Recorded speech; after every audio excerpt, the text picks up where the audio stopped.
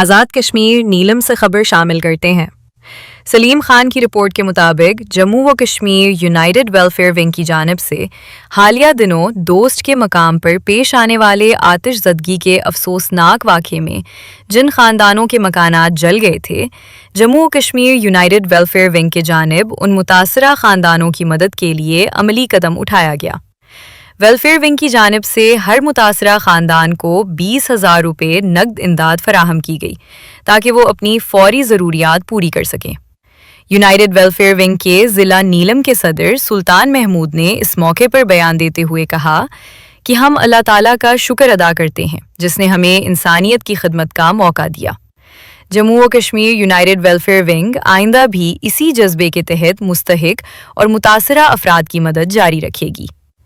اس موقع پر جموں و Kashmir United welfare wing ضلع نیلم کے صدر پیر سلطان محمود، نائب صدر مہربان سلفی اور سنیر نائب صدر یوسی دود نہال شاہ جہان، جموں و کشمیر یونائیٹڈ موومنٹ ناظم اعلیٰ میر پورہ مرا ٹیم و دیگر نے شرکت کی اور متاثرہ خاندانوں کی امداد کے لیے عوام الناس سے مدد کی اپیل کی۔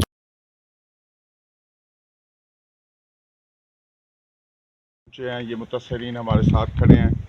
ہم یہاں پریس کلب شاردا کا شکریہ ادا کرتے ہیں، نیلم ویلی کے پریس کلب کا، کہ انہوں نے بھی وقت نکالا اور یہاں تشریف لائے، ہمارے پورے گروپ کو کوریج دی اور متاثرین کی یہ کوریج بنا کر میڈیا کو دی تاکہ باقی لوگ بھی توجہ کریں، اور یہ کام سب کے کرنے والا ہے۔ متاثرین ہیں، وہ اکیلے تو گارا پنا نہیں بنا سکتے، وہ جمع پونجی تھی ساری جل کر راکھ ہو گئی، تو تمام اہل علاقہ کو جو ان کو اللہ نے وسائل دیے ہیں ان کو چاہیے کہ توجہ کریں اور ان متاثرین کی مدد کریں۔ جزاکم اللہ خیر۔ السلام علیکم ورحمۃ اللہ وبرکاتہ۔